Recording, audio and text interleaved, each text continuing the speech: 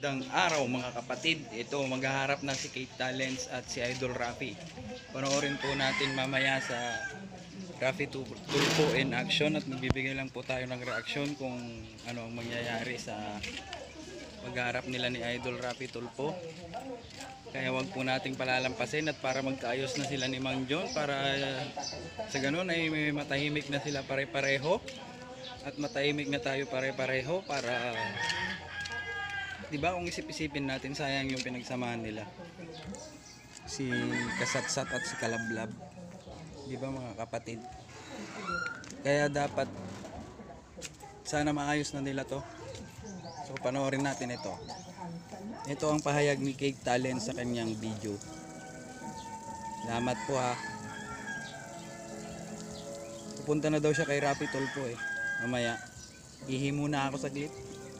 Naihi na ako. Salamat po sa inyong panonood sa aking video ha. Subscribe nyo din naman pala ako mga kapatid. At ang kikitain natin sa video to ay papamigay din natin sa mga bata. Maraming salamat po sa inyo ha. So papakita ko muna yung video ni Kate Talents. Naharap na siya kay Idol Rafi Tulfo ngayon. Ito po, panoorin natin.